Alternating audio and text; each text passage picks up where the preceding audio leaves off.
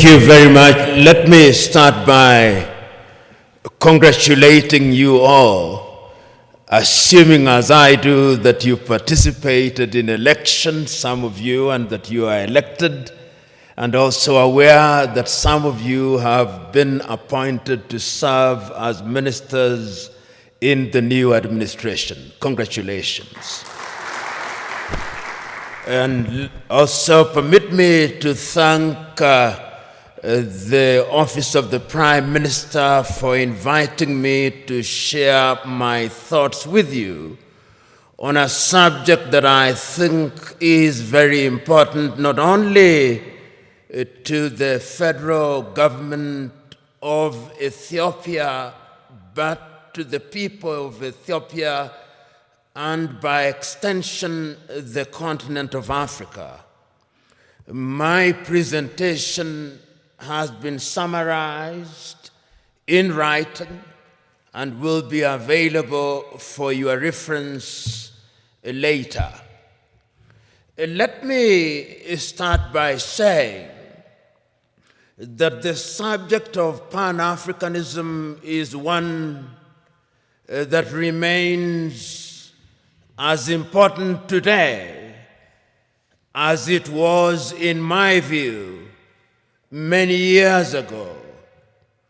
Those of you who are familiar with the struggle for Pan-Africanism will remember its story, particularly through the activities of Africans in the diaspora. You'll particularly remember that prior to the much more famous meeting held in 1945 in Manchester in the United Kingdom, Africans in the diaspora, particularly in the Caribbean, in Trinidad and Tobago, in Jamaica, were very particular about having connection with the continent of Africa. You'll remember that they had many meetings, and you'll be familiar with some of the names, such as Sylvester Williams from Trinidad and Tobago, such as Marcus Garvey and his call for Africans to go back to the mother continent. And you will also remember African Americans such as W.B.E.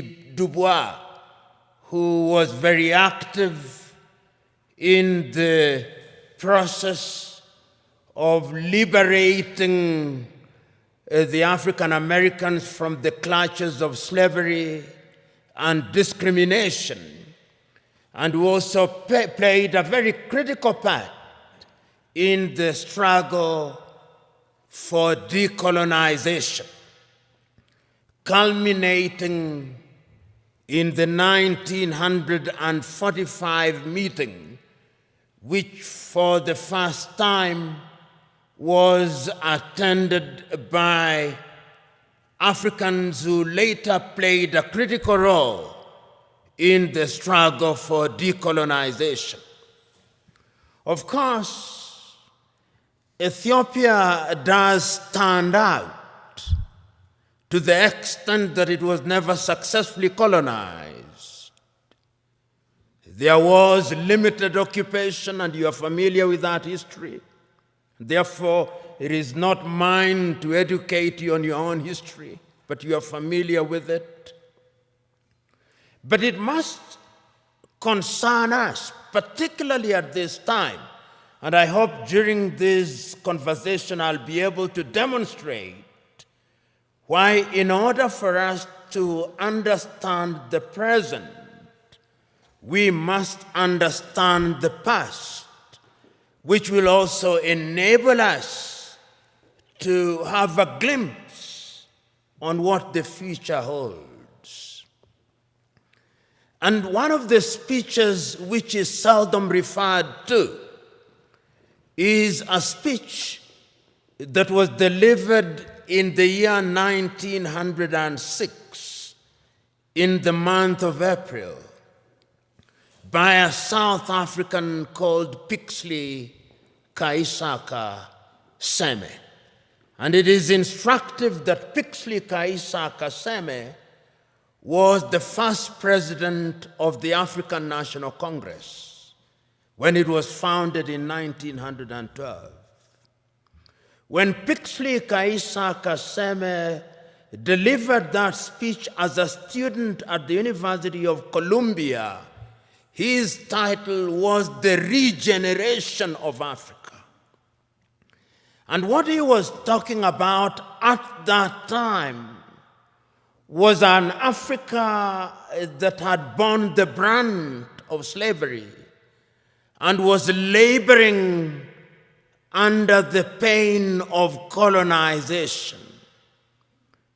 Pixley Kaisaka Seme reminded his audience on that day that when the European powers assembled in Berlin in 1884 through to 1885, they agreed to divide Africa into spheres of influence for purposes of exploitation, so that the Germans had their share.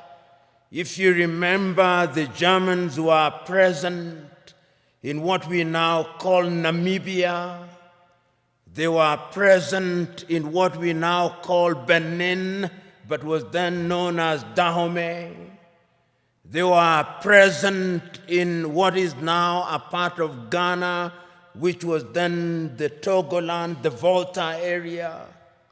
The Belgians were present in Rwanda and Urundi, and they were also present in what is now the Democratic Republic of Congo. The Italians, to the extent that they could, tried to occupy Ethiopia and Eritrea and were present in a portion of Somalia. The British were present, of course, in Uganda, in Kenya, in Nyasaland, in Rhodesia, and in Nigeria, and in many other places. The French, of course, were also present. And all these powers, even the Spaniards, were present in Equatorial Guinea, as were the Portuguese. And the whole idea was to use the resources, both natural and human, of the African continent, so that the partition of Africa was one that was designed to benefit the European powers. The partition was arbitrary.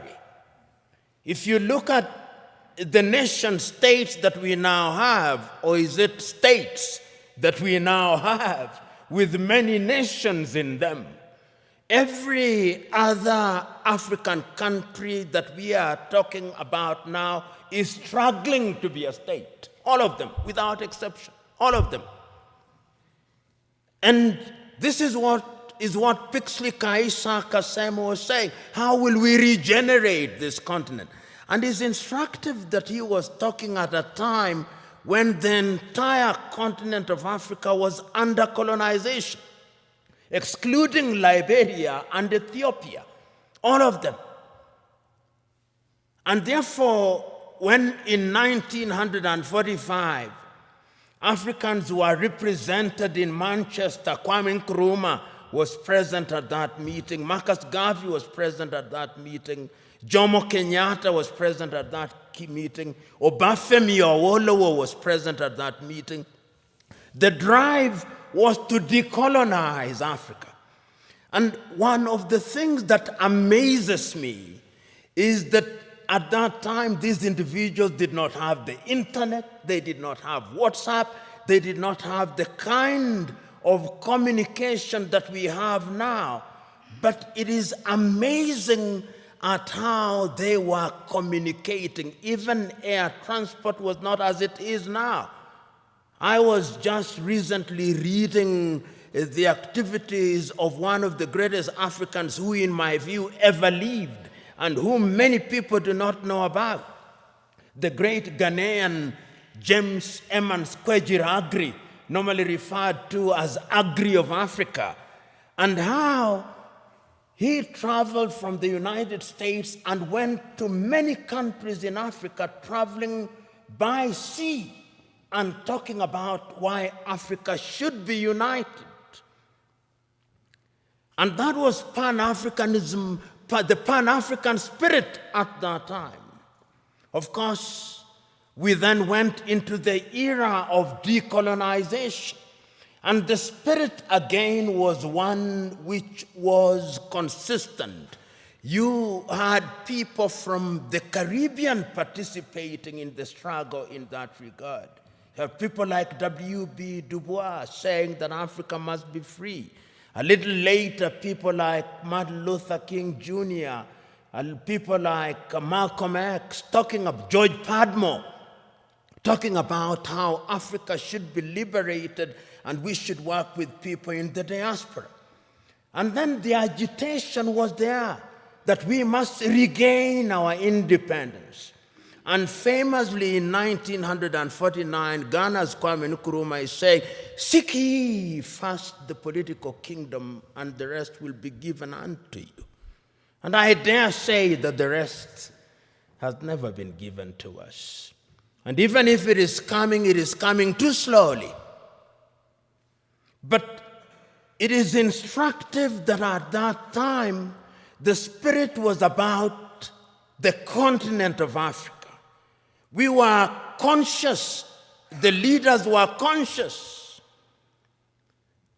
that Africa decolonized without unity would remain weak. And of course, Africa is weak. The weakest continent on earth is this continent in which we are, our continent. So the struggle for independence was everywhere across the world, across the continent of Africa. So when on the 6th day of March, Ghana regained her independence as Ghana, it was then Gold Coast. I think the most eloquent and the most passionate warrior for Pan-Africanism was Nkrumah. He said on that day, and again later, that the independence of Ghana means nothing if the rest of Africa is not free. And he meant it. Because when Ghana regained independence in 1957, 1 year later, Guinea regained her independence. A year later, the French Sudan, or what we now call Mali, regained her independence. They signed a pact to create what they call the African Union. They thought at that time that that would be Africa in her embryonic days. And they invited Patrice Emery Lummba in 1961, but of course Emery Lummba was then assassinated in the month of January 1961. And he warned. This is one of the things that always stands out in my mind. That Nkrumah, of all leaders at that time, was able to see that if we were not united, we would go nowhere. So in 1958, he summons a meeting in Accra, Ghana, of the then independent African countries and tells them, if we don't unite now, The neo-colonialist is going to ensure that we remain disunited and we remain small, and they are going to ensure that the neo-colonial project continues. In 1961, on the first day of January, again in Casablanca, Morocco, he tells his audience, let us unite now before each one of our leaders begins to get used to power. Because power is easy to get used to. You who have been elected will know. Once you become a minister and you become used to people saluting you and opening your doors, if it happens for 1 month, you will find it very difficult if you lose your ministerial position when there is nobody to salute you and to open your doors. That is how attractive power can be. And he warned the people then. But the colonial project was alive and well, because as they were meeting in Casablanca, Morocco, there was another group that was meeting in Monrovia in Liberia. That is how Africa started splitting, creating two groups, the Casablanca group and the Monrovia group. The Casablanca group, which comprised, I think, famously, Kwame Nkrumah was there from Ghana, Gamal Abdel Nasser was there from Egypt, Ahmed Ben Bella was there from Algeria, Modibo Keita was there from Mali. They took the view, unite now. The Monrovia group, comprised of William Tubman at that time. Emperor Haile Selassie was also in the Monrovia group. Mwalimu Kambarage Nyerere was in the Monrovia group. They took the view, we want to unite, but gradually. Let it be gradual. So that when Emperor Haile Selassie of Ethiopia convenes a meeting in Addis Ababa on the 23rd through to the 25th day of May 1963. There are two groups already. The Pan-African agenda is already being watered down. There is the Casablanca group and there is the Monrovia group. And the creation of the OAU was a victory for the Monrovia group. And I want you to, there were 32 heads of states and government who met in Addis Ababa, Ethiopia on the 23rd through to the 25th day of May, the year 1963. And I want you to listen to all of those speeches, or the compilation of them. There is a compilation of them that was made in the year 2013 when we were celebrating the 50th anniversary of the Organization of African Unity. And listen to all the speeches, and I pick out a speech from the leader of Central African Republic, David Dacko. David says, Central African Republic is so small that if we are not a part of an African Union, the French will come again. And they have come again.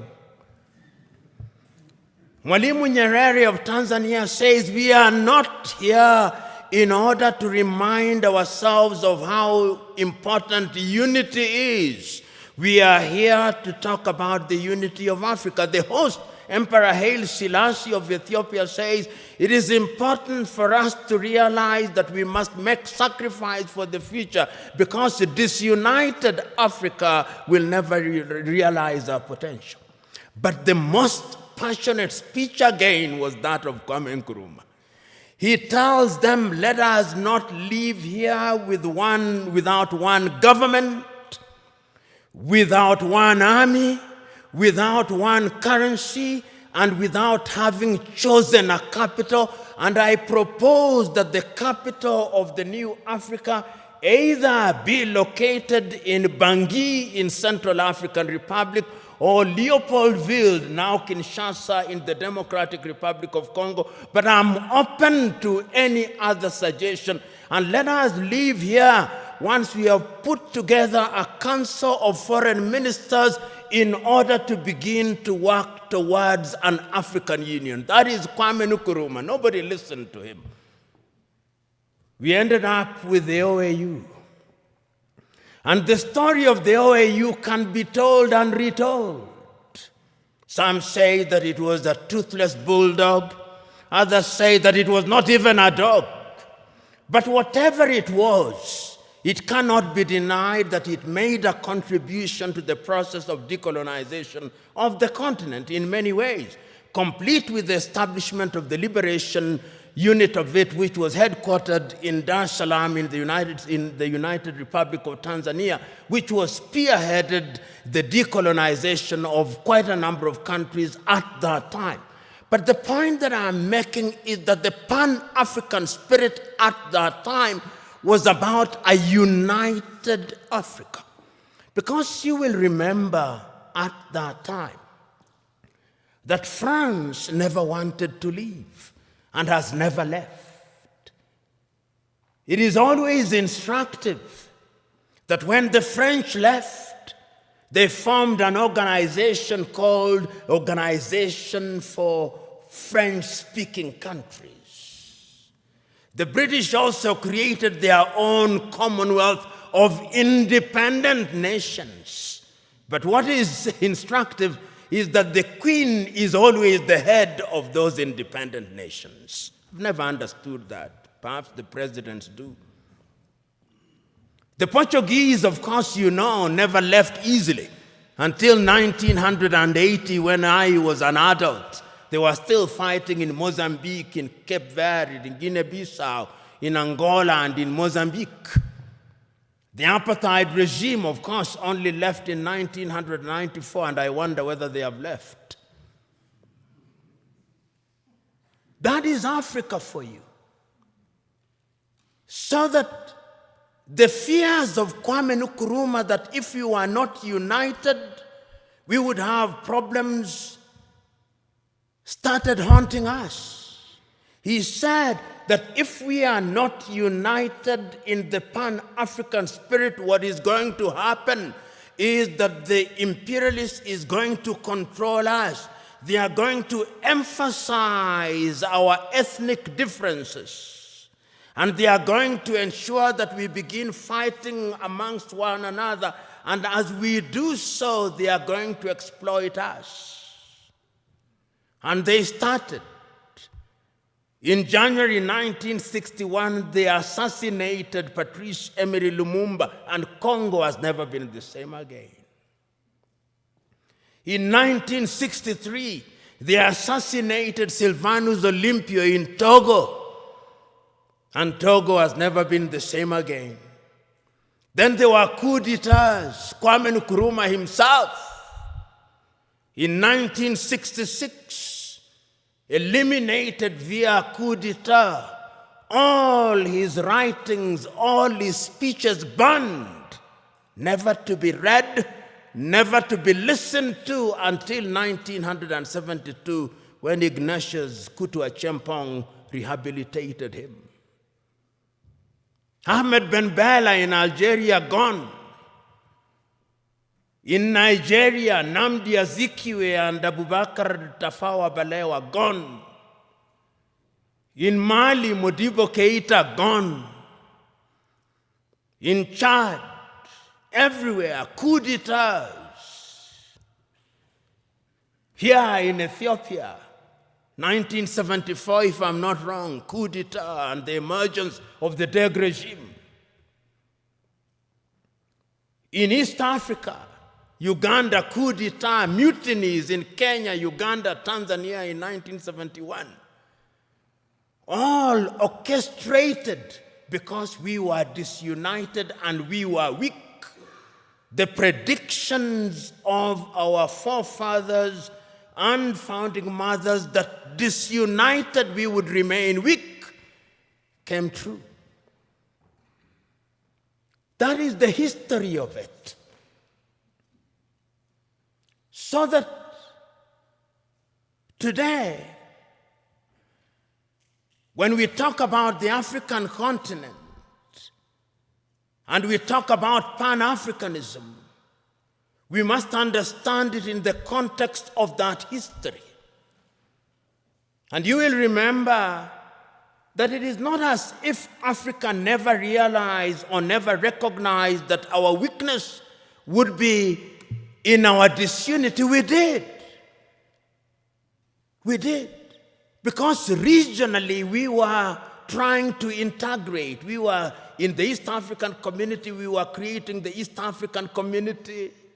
In South Africa, we were creating SADC. In West Africa, we were creating ECOWAS. In Central Africa, we were creating the Organization of Central African Communities. In the North, we were creating the Maghreb. Even in this region, we were converting IGAD into something in the nature of an economic community. We were creating COMESA. We were aware that Africa could only operate and operate meaningfully if we were integrated. We are not trading with one another. Intra-African trade is not anything beyond 15%, the lowest anywhere in the world. If you look at all our sectors and look at them, look at our agriculture, almost all African countries are net food importers. There is not a single African country that is in meaningful technology. Not a single African country produces a mobile phone. Yet the single most important ingredient in mobile telephony is to be found in the Democratic Republic of Congo.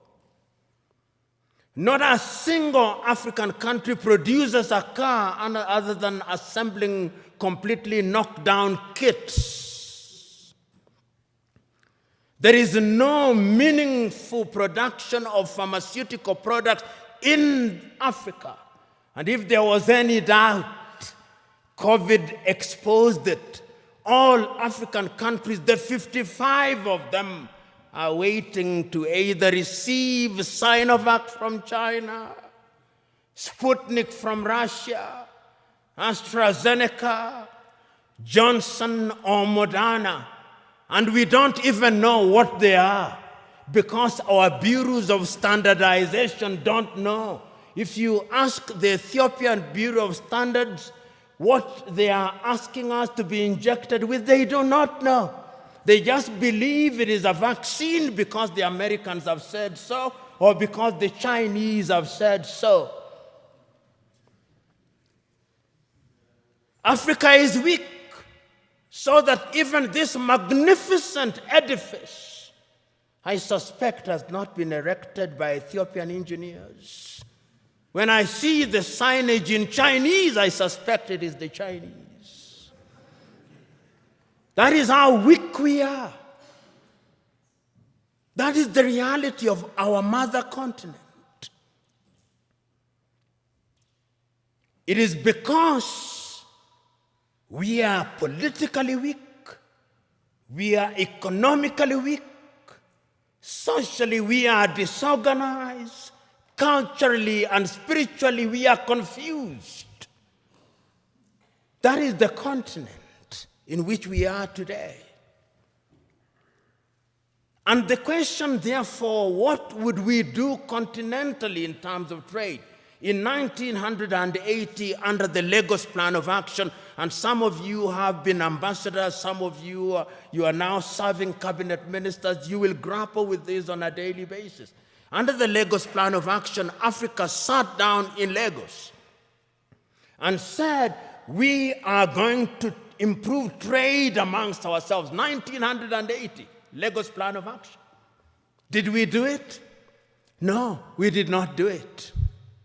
We did not do it because the European Union was instead engaging us under the African Caribbean, the Lomé Convention of 1975, or the Cotonou Convention of 2000. Africa remains the only continent which is described as Anglophone. So in Kenya or Uganda, where possibly only 20% speak the English language, we are Anglophone. In French, former French colonies, they are Francophone. In former Portuguese colonies, they are Lusophone. In some Arab countries, they are Arabophone. That is who we are. So, when the OAU met in 2013, they asked the question, what happened to the Pan-African spirit? And when, therefore, they met in Sirte, in Libya, under the tutelage at that time of Muammar al-Gaddafi, it was resolved in 1999 that the OAU be renamed and be referred to as the African Union, and it was launched, as you know, in Durban, South Africa in the year 2000. But one of the most important things in the 2013 was the speech of the then chairman of the OAU Council, Nkosazana Dlamini Zuma, here in Addis Ababa in Ethiopia. And I want you to read that letter, which I'll paraphrase, in which she writes an imaginary letter to Kwame Nkrumah. He tells and apologizes to Kwame, telling Kwame, we apologize to you because we did not listen to you. We are weak because we did not listen to you. We are divided into 54, 55, depending on whether the Moroccans agree that Sahrawi is a country. Nobody cares about us. And brothers and sisters, if you want to know how weak we are, and we are weak, look at how we are treated. Last month,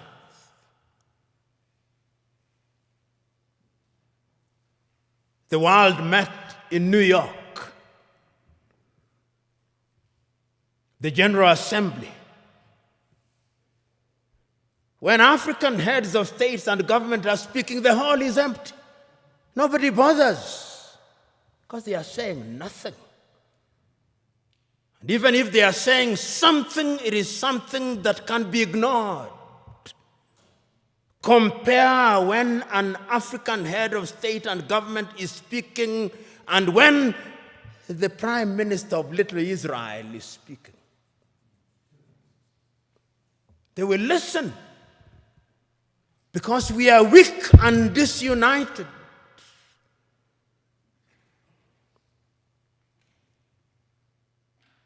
So we have a weak continent because the spirit of Pan-Africanism disappeared.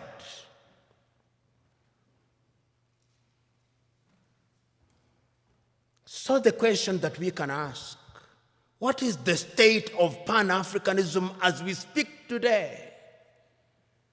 The African Union, which is weak, says the right things and does the wrong things 9 out of 10 times.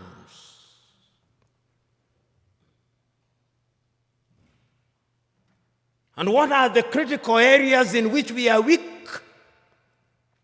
We are weak politically because nobody listens to us. On the 3rd day of March, 1900, on the 6th day of March, 1997, Mwalimu Julius Kambarage of Tanzania, speaking in Accra, Ghana, on the occasion of the 40th anniversary of the independence of Ghana, said, the speech is entitled, "We Unite or We Perish." And Mwalimu says, I want to apologize to Kwame Nkrumah. Those of us who believed in gradualism were wrong. Nkrumah was right. But Nkrumah also did not appreciate the level of suspicion that existed amongst the leaders at that time.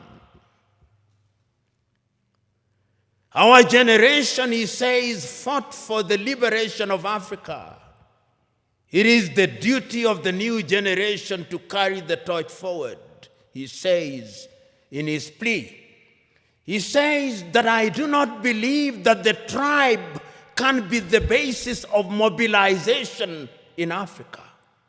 And he said that as I travel along across the world, people do not care about our Tanzanianness or our Ghanaianness or our Kenyanness or our Ethiopianness. In their eyes, we are all Africans. And perhaps that is what we should use as the building block in order to talk about African unity.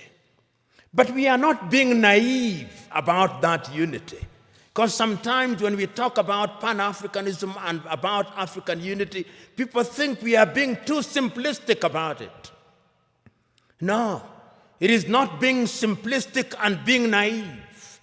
It is recognizing that as long as we remain the way we are, then Africa in the next 25 years will be recolonized.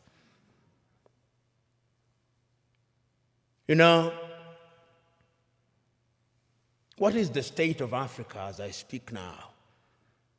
What is the state of your continent as we speak now? Because of our disunity. Because when we are disunited, then it is good for Europe and America.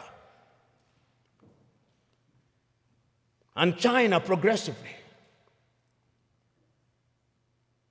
Look at the state of your continent as I speak. Conflicts of one kind or another. I'll name the countries just for you to know how bad it is, because that is how it is.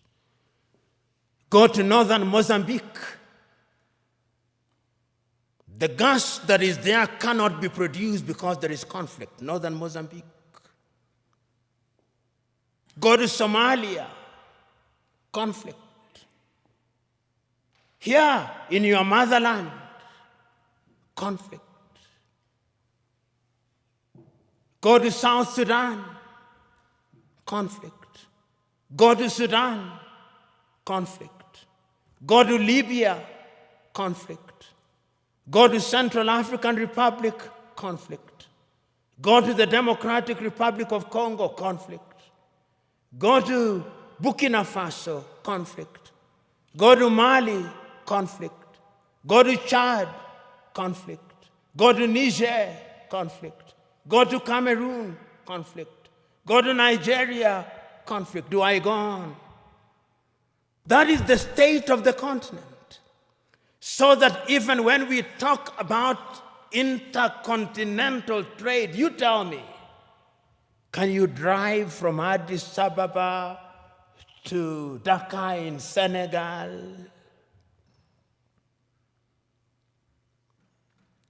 Unless you are Daredevil himself. Which group will not kidnap or ambush you? That is the state of the continent because we are weak and disunited.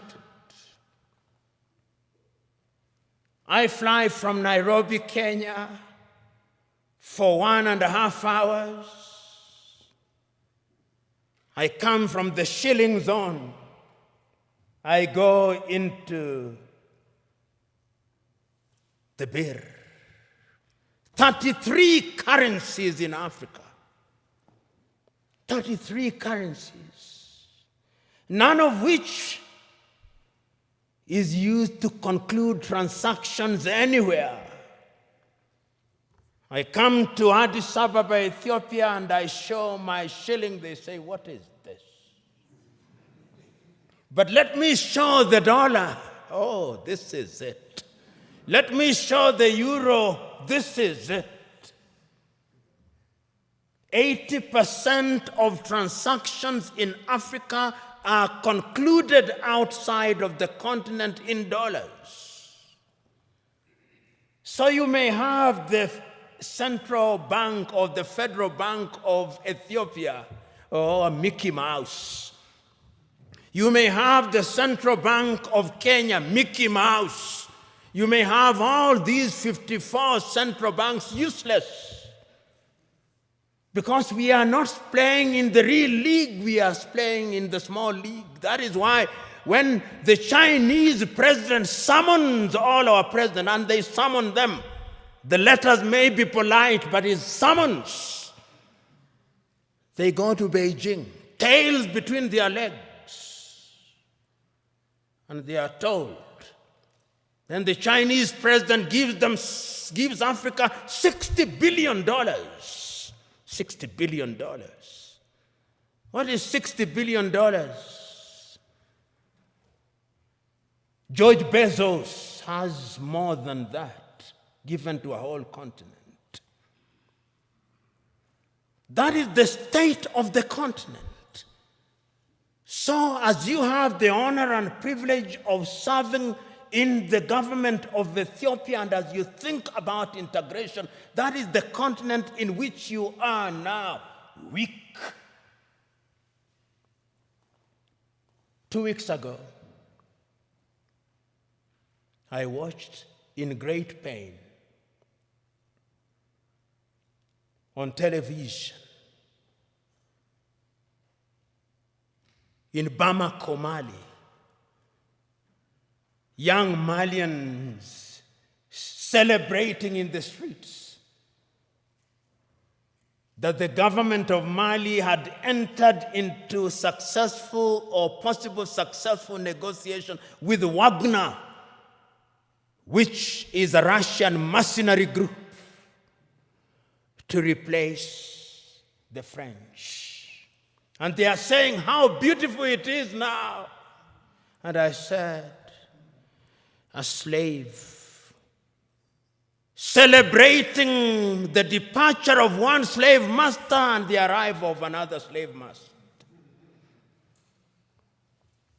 That is the state in which we are. I watched a woman from Nigeria who had been rescued from the Mediterranean around Lampedusa saying, I will not go back to Africa. Even if I die in the Mediterranean, I'll try again and again. What is it that can make a human being say that I do not want to go back to my home? Because the natural instinct of a human being should be that you want to go home. It's because we are weak. So we are invited to Beijing. Then we are invited to Tokyo, the Japanese African Conference. Then we are invited to Europe. Then we are invited to the United States. And lately, even the Arabs invite us because we are weak. That is Africa now. But let me conclude by looking at Africa in the future. What is the state of Pan-Africanism?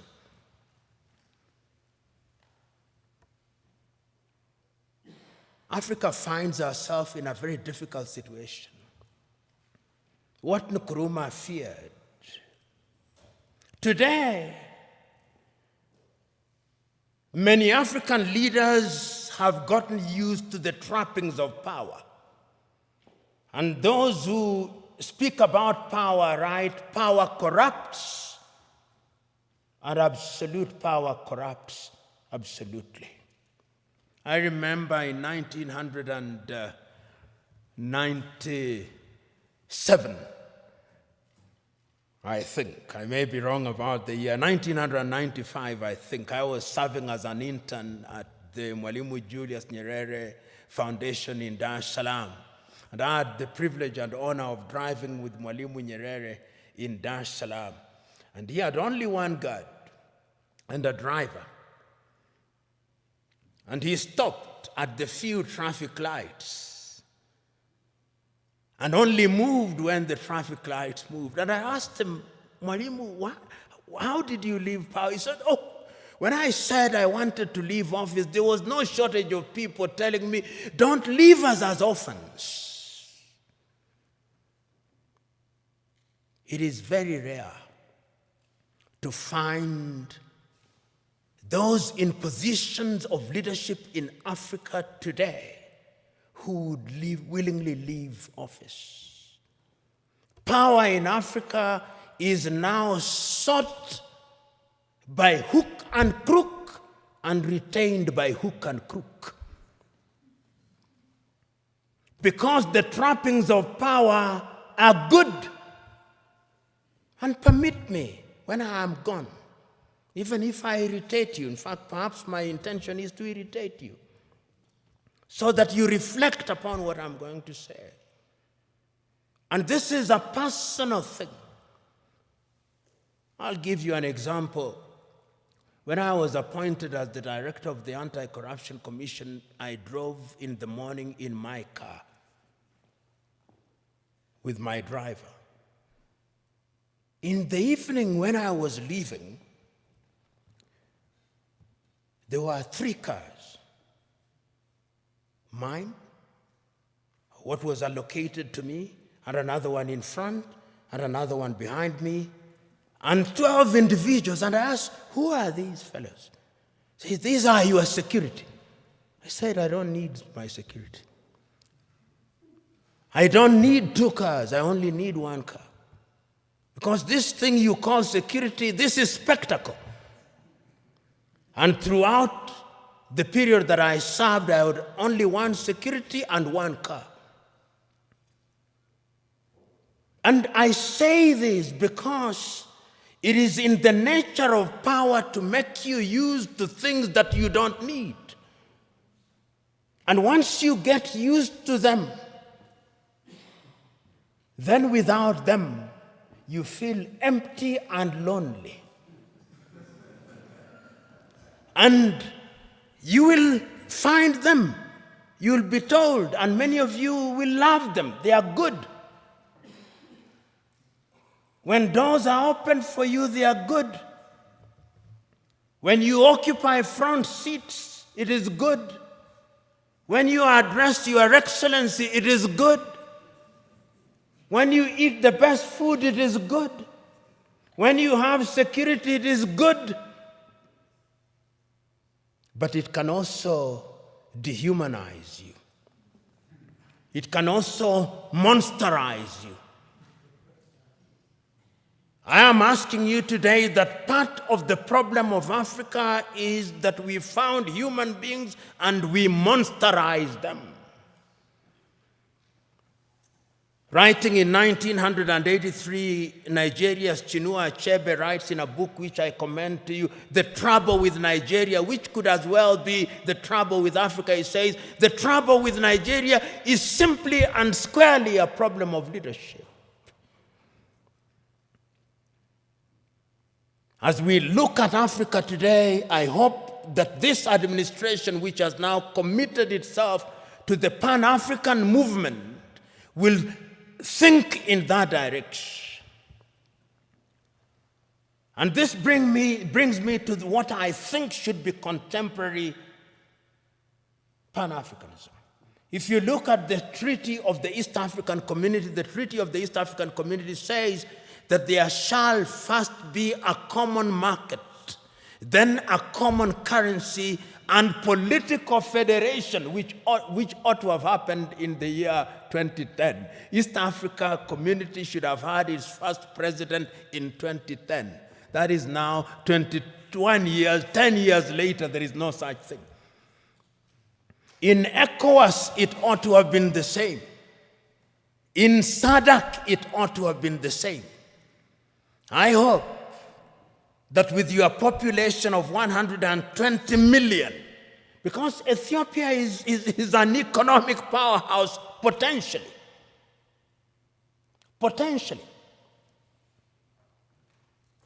You know, Pan-Africanism, the new Pan-Africanism must have an economic component of it.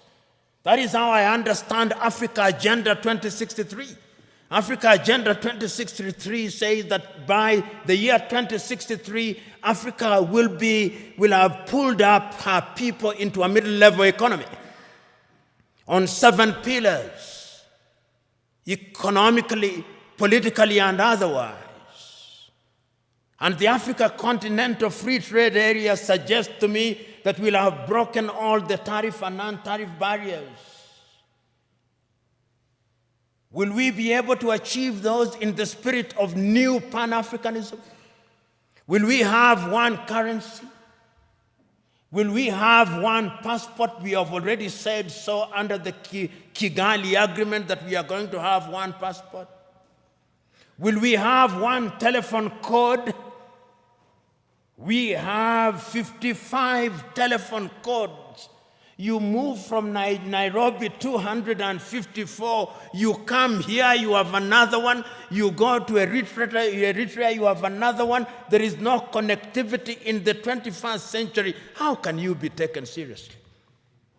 Those of you in the United States of America, you fly from Boston, Massachusetts to San Francisco in the West, 6 hours, 40 minutes, the code is 1. The tariff is 1. The COVID test is 1. I moved from Nairobi to Addis Ababa, COVID test. If I don't travel this evening, I'll be subjected to another COVID test.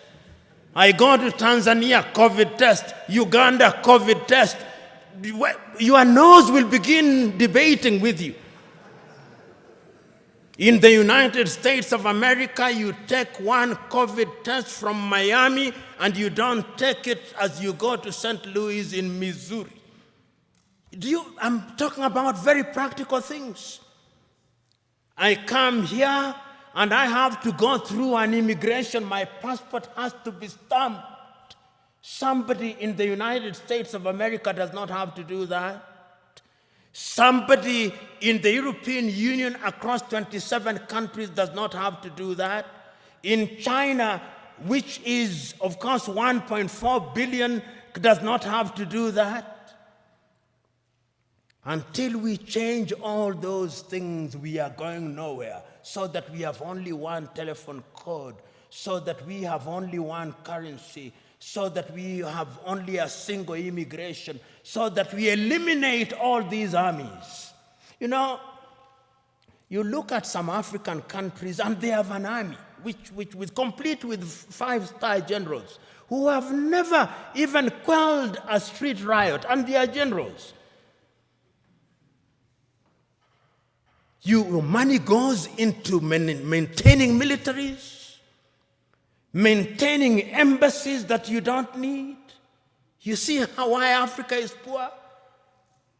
All these 55 countries have embassies. If we were one, there would only be one ambassador for Africa in the United States of America. There would only be one army with regional policing. Am I being naive or simplistic? Yes, we can create a single Africa with a loose government. A confederal government, dealing only with foreign affairs and defense and monetary policy and general policy formulation, with different governance systems. That is the only way in which these narrow tribal instincts will be dampened. But as long as, and now I want to conclude, if we only see Pan-Africanism as sentimentalism, as a romantic idea about which we debate, and we remain as we are, then this is the Africa that I see. This is the Africa that I see in 25 years' time. Many Africans, either legally or otherwise, will break into different autonomous countries. Many of them. We'll have more than 100 countries in Africa, each claiming self-determination, and is already beginning to happen. Because we will be looking at narrow ethnic agenda as the only way of defining our affairs. Ethiopia will break down. Kenya will break down, Nigeria will break down, South Africa will break down. And look at South Africa. Only last week, The whites in Western Cape in South Africa have delivered a petition to the government in Pretoria saying they want to create their own country.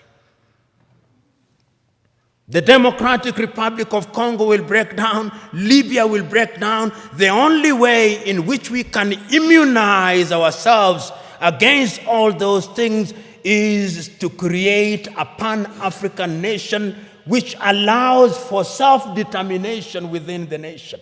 And we must redefine terms such as self-determination. Self-determination must mean the ability of a people within a bigger unit to enjoy their culture, to enjoy their tradition, to speak their language. They do it on a smaller scale in Switzerland, those of you who are familiar with Switzerland. And we de-emphasize the presidency, we de-emphasize the prime minister's office.